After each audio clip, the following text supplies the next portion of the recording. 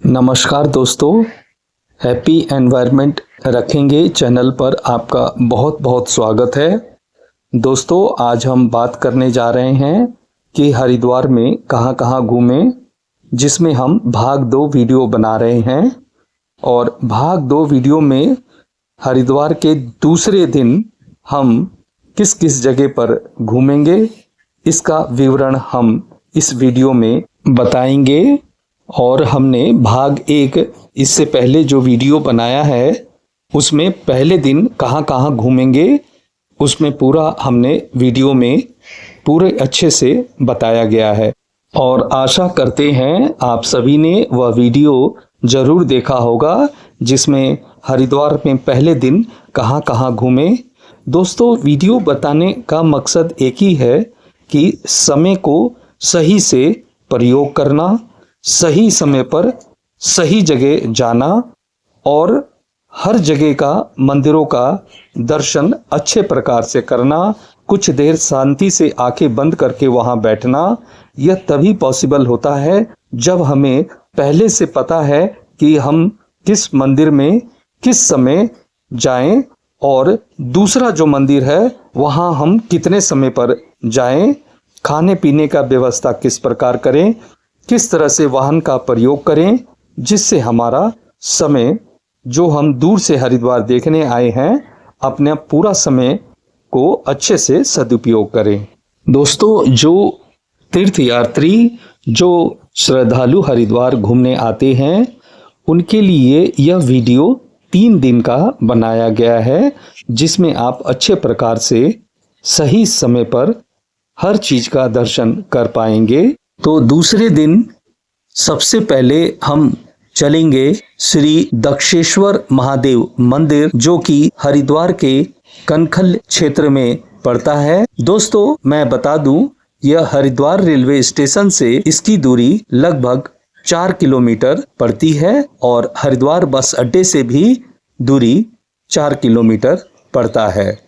तो दोस्तों, श्री दक्षेश्वर महादेव मंदिर, जिसे दक्ष मंदिर भी कहा जाता है, तो इसके जाने के लिए आपको ऑटो, बैटरी वाला रिक्शा, साइकिल रिक्शा और कार सभी वाहन आपको उपलब्ध हो जाते हैं। और जाने के लिए आप सबसे पहले हम मानकर चलते हैं कि आप सुबह 7 बजे तक या 7:30 तक जरूर इस मंदिर पहुंच जाएंगे, क्योंकि समय का पालन करने से आप हर मंदिर अच्छे प्रकार से घूम पाएंगे। दोस्तों, पौराणिक कथाओं के अनुसार माता सती ने यहाँ आत्मदाह कर लिया था, क्योंकि उनके पिता राजा दक्ष ने एक भव्य यज्ञ में उनके पति भगवान शिव का घोर अपमान किया था और उन्हें यज्ञ का भाग नहीं दिया।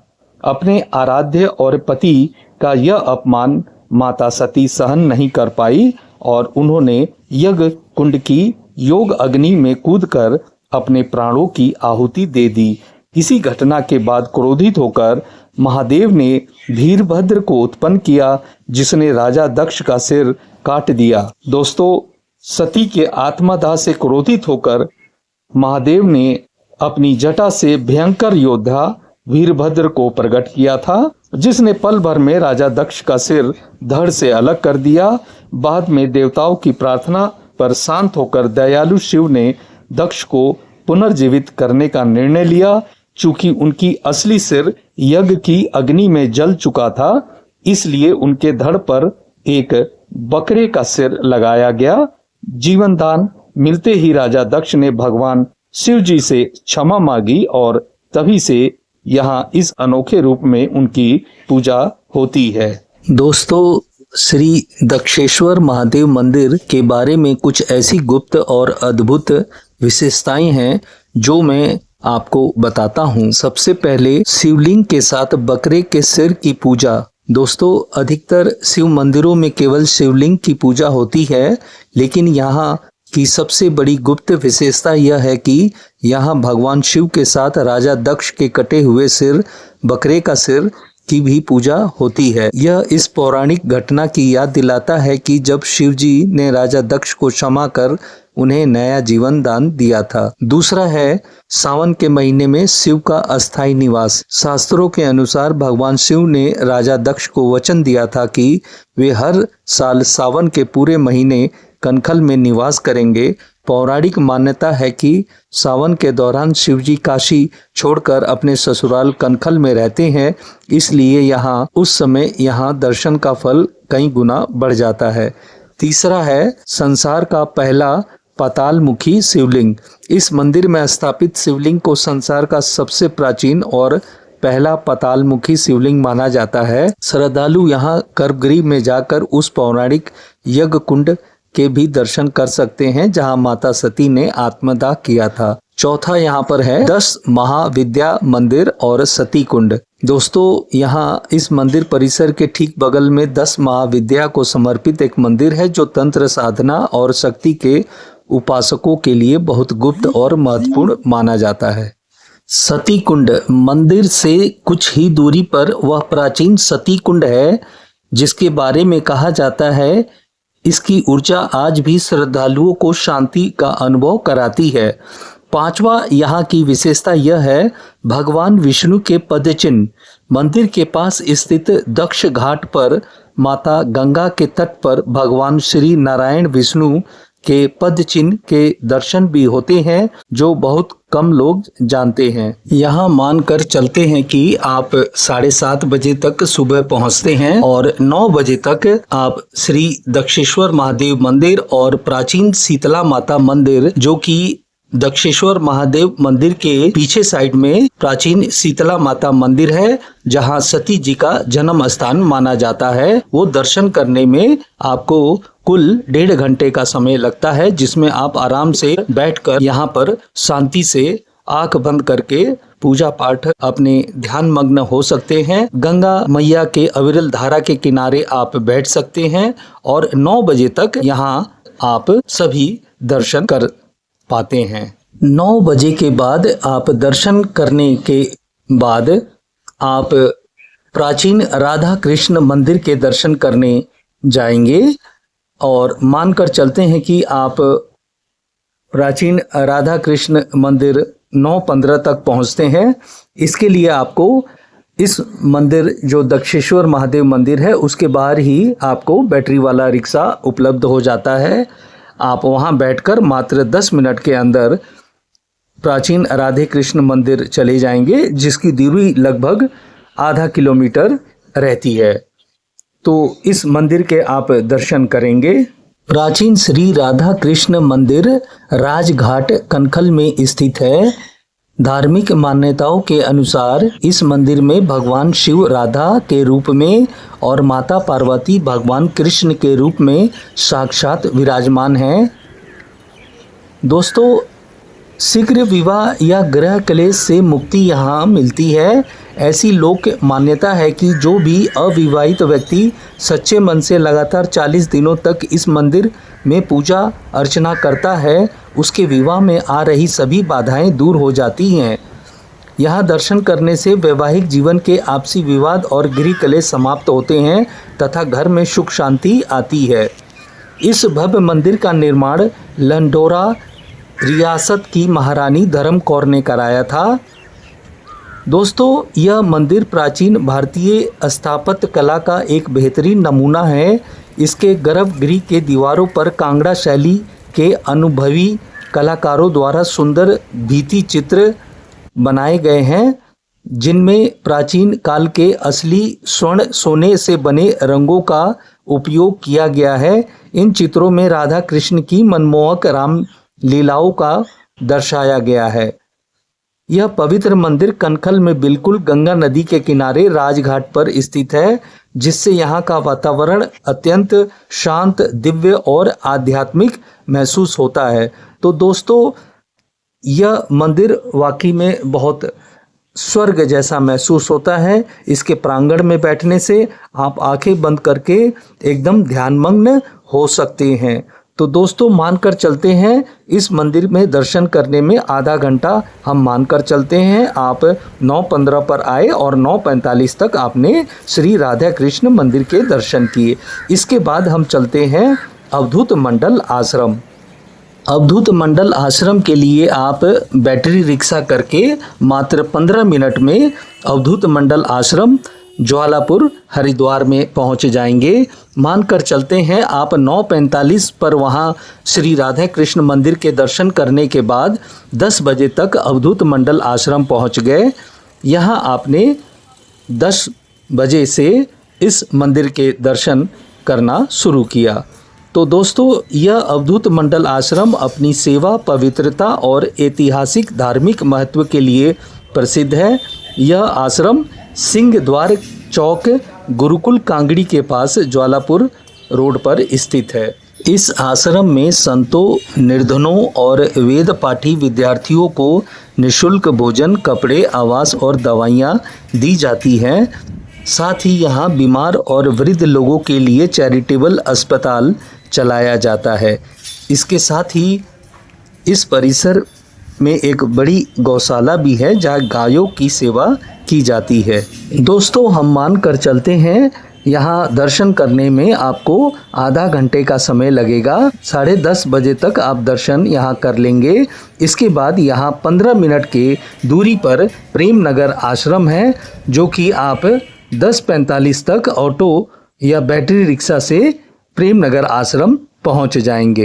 यहाँ मानकर चलते हैं कि आप 10:45 पर पहुंचे और 11:45 1 घंटे के अंदर आपने यहाँ दर्शन करने में समय लगेगा। यहाँ आप विशाल गोवर्धन हॉल, निजी गंगा घाट, पंच पल्लव और सुंदर उद्यान, श्री हंस तीर्थ मंदिर के दर्शन करेंगे। आश्रम में गोवर्धन हॉल बिना खंभों, पिल्लर वाला एशिया का सबसे बड़ा हॉल माना जाता है, जहां एक साथ 25,000 से अधिक लोग बैठकर सत्संग और ध्यान करते हैं।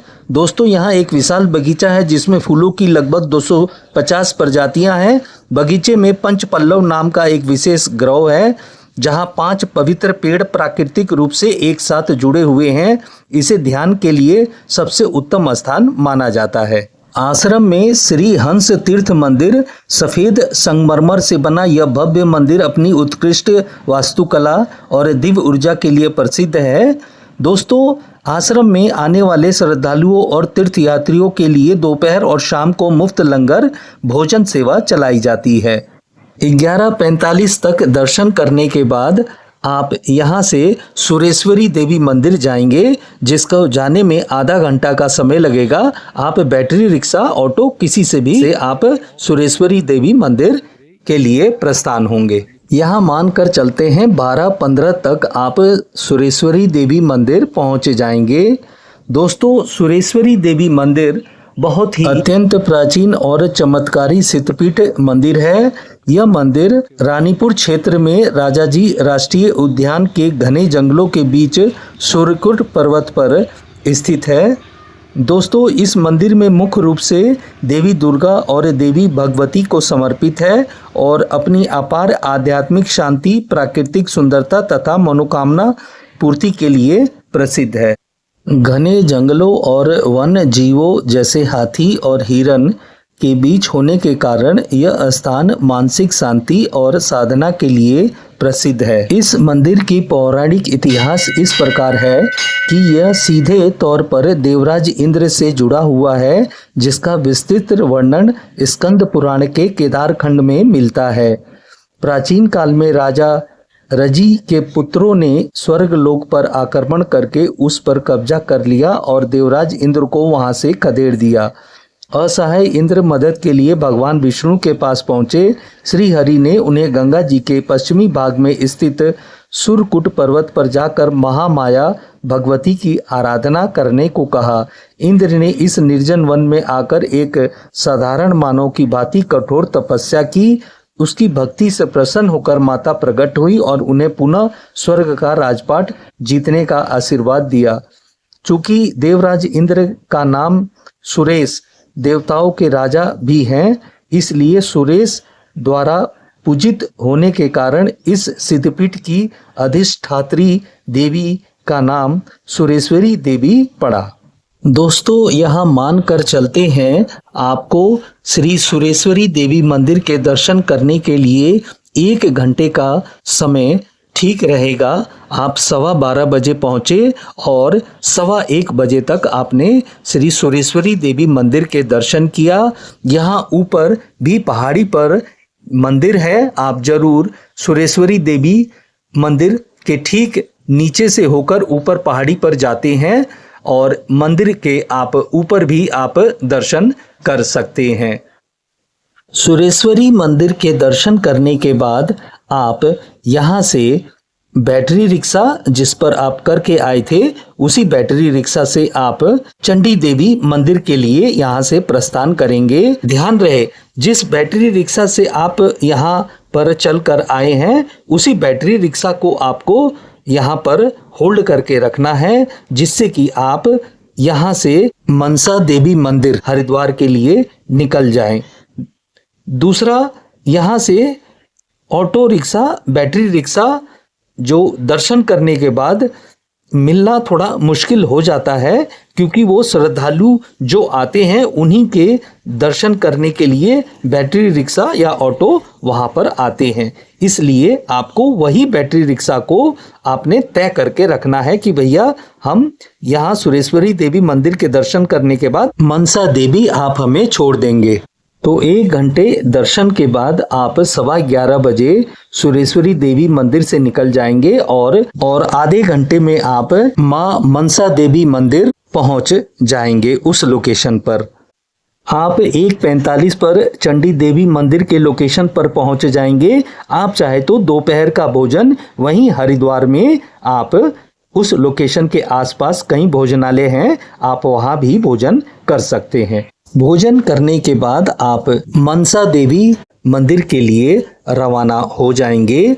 आप चाहे तो यहाँ से जो भी श्रद्धालु पैदल जाने में असमर्थ हैं वे यहाँ पर उड़न खटोला या ट्रॉली सिस्टम से आप चंद ही मिनटों में माता मनसा देवी मंदिर आप पहुँच जाएंगे। और जो श्रद्धालु पैदल जाने के लिए इच्छुक हैं वे इस रास्ते से पैदल जा सकते हैं। दोस्तों, जैसे पहले मैंने कहा था कि आप सुरेश्वरी देवी से 1:15 बजे निकल जाएंगे और 1:45 तक आप माँ मनसा देवी मंदिर पहुंच जाएंगे। इसके बाद आप 1:45 से 2:30 बजे तक आप यहाँ दोपहर का लंच कर लेंगे और आप 2:30 बजे से आप चंडी देवी की चढ़ाई शुरू कर देंगे। तो दोस्तों, यहाँ हम मान के चलते हैं कि आप नीचे 5:30 बजे तक दर्शन करके नीचे उतर जाएंगे। तो कहने का 2:30 बजे से 5:30 बजे 3 घंटा टोटल आपको ड्यूरेशन मिलता है। आप पैदल आराम से ऊपर मात्र 40 मिनट में ऊपर पहुंच जाएंगे और 40 मिनट नीचे उतरने में लगता है और जो भी दर्शन करने में आपका समय लगेगा। तो दोस्तों, आप चंडी देवी मंदिर के दर्शन जब भी आए आप जरूर करें। दोस्तों, मैं आपको दिखाता हूँ, यहाँ पर आप देखिए एक और दूसरा रास्ता है। यह दूसरा रास्ता सीढ़ियों वाला रास्ता है। ये सीढ़ी चढ़कर ऊपर जाना होता है माता मनसा देवी मंदिर के लिए। तो आप समझ गए होंगे, माता मनसा देवी पैदल मार्ग 2 मार्ग हैं। एक तो सीढ़ी द्वारा ऊपर चढ़ के जाया जाता है और दूसरा जिससे हम होकर जा रहे हैं यह प्लेन पैदल मार्ग है। परंतु यह जो प्लेन पैदल मार्ग है इसमें भी कुछ दूरी तक मात्र करीब 100 मीटर तक आप ऊंची सीढ़ियों द्वारा चढ़कर जाना होता है। दोस्तों, जैसा आपको पता होगा, मां मनसा देवी मंदिर शिवालिक पहाड़ियों के बिल्व पर्वत पर स्थित है। यह मंदिर मां मनसा को समर्पित है, जिन्हें भगवान शिव की मानस पुत्री और वासुकी नाग की बहन माना जाता है। मनसा शब्द का अर्थ मन की इच्छा होता है। दोस्तों, जब आप पैदल मार्ग से जा रहे होते हैं तो यहाँ हरिद्वार का पूरा आप देखेंगे, हरिद्वार शहर पूरा आपको दिखाई देती है और माँ गंगे मैया की निर्मल धारा आपको सामने एक लाइन में लहर आगे बढ़ती हुई दिखाई दे रही है। तो दोस्तों यह दृश्य बहुत ही मनोरम दृश्य है, आप देख सकते हैं। बहुत ही सुंदर ये बिल्व पर्वत है, जहां आपको ऊपर मां मनसा देवी का मंदिर नजर आ रहा है। पौराणिक मान्यताओं के अनुसार देवी मनसा की उत्पत्ति भगवान शिव के मस्तिष्क या मन से हुई थी, इसलिए इनका नाम मनसा पड़ा। इन्हें नागराज वासुकी की बहन और महर्षि जरत्कारु की पत्नी के रूप में भी जाना जाता है। इनकी पुत्र आस्तिक ने जनमेजय के नाग यज्ञ को रुकवा कर नाग वंश की रक्षा की थी। इस मंदिर को हरिद्वार के प्रमुख सिद्ध पीठों में गिना जाता है। पौराणिक मान्यता है कि आदि शंकराचार्य ने इस स्थान की महत्ता को पुनर्जीवित किया था। तो दोस्तों मंदिर के गर्भगृह में देवी की 2 मुख्य मूर्तियां हैं। एक मूर्ति की 5 भुजाएं और 3 मुंह हैं, जबकि दूसरी मूर्ति की 8 भुजाएं हैं। चूंकि मंदिर के मेन गर्भगृह में फोटो या वीडियो बनाना प्रतिबंधित है, इसलिए मैं आपको इस वीडियो में दिखा रहा हूँ माता मनसा देवी मैया को। तो दोस्तों आप जरूर माता मनसा देवी के दर्शन करने आइए। और यहाँ पर एक वृक्ष है, उस पेड़ के चारों तरफ आपको अपना मन्नत रखने पर आप यहाँ पर इस वृक्ष के चारों तरफ धागा बांधेंगे। तो इसी वृक्ष पर यहाँ चारों तरफ धागा बांधा जाता है और यह वृक्ष बहुत ही मन्नत का, जिसे हम यहाँ पर कामना करते हैं। तो दोस्तों यहाँ लोक मान्यता ये भी है कि जब आपकी मन्नत पूरी हो जाए तो आपको इसे दोबारा खोलने के लिए जो धागा बांधा है आना पड़ता है। तो दोस्तों ये यहाँ की लोक मान्यता है इस प्रकार से कि यहाँ धागा जब मन्नत पूरा हो जाए तो आप खोलने आ सकते हैं। तो ये था दोस्तों माँ मनसा देवी की चढ़ाई और मंदिर के दर्शन, और कहाँ पर किस वृक्ष पर अपना जो भी हमने मन्नत रखा है उस वृक्ष पर धागा बांधते हैं और पूरा होने पर वापस खोलने के लिए दोबारा आना पड़ता है। तो दोस्तों अब हम नीचे उतरते हैं। दोस्तों नीचे उतरने का भी अपना एक अलग मजा है और वाकई में हमारे पैर धीरे धीरे अपने आप स्वतः ही आगे बढ़ते चले जाते हैं, क्योंकि जो यह प्लेन पैदल मार्ग है, ढलान आते जाते हैं तो खुद पे खुद अपने आप पैर आगे बढ़ते चले जाते हैं और प्राकृतिक सुंदरता का आनंद लेते हुए नीचे हरिद्वार पूरा शहर को देखते हुए इस तरह से हम नीचे माँ मनसा देवी मैया के दर्शन करके नीचे उतर जाते हैं। तो दोस्तों आपको बहुत अच्छा लगा होगा माँ मनसा देवी का यह जो बिल्व पर्वत पर स्थित है। और दोस्तों एक चीज मैं और बता दूं, बिल्व पर्वत का मतलब है, बिल्व मतलब बेल के पेड़। यहाँ पुराने सदियों पुराने पहले समय पर यहाँ बेल के पेड़ काफ़ी हुआ करते थे और पूरा ये जो पहाड़ था बेल के घने पेड़ों से ढका हुआ था, इसलिए इसे बिल्व पर्वत के नाम से जाना जाता है। तो दोस्तों यहाँ हम 5:30 बजे माँ मनसा देवी मैया के दर्शन करके नीचे उतर जाएंगे और उतरने के बाद हम आधे घंटे में पैदल आप चाहे तो जा सकते हैं, नहीं तो साइकिल रिक्शा आपको मिल जाता है नीचे रोड पर।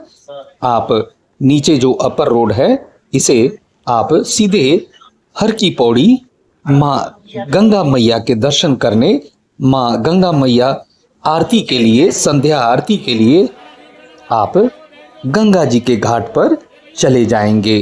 तो मानकर चलते हैं आप 6 बजे तक हर की पौड़ी गंगा आरती के लिए, संध्या आरती के लिए आप पहुंच जाएंगे 6 बजे तक।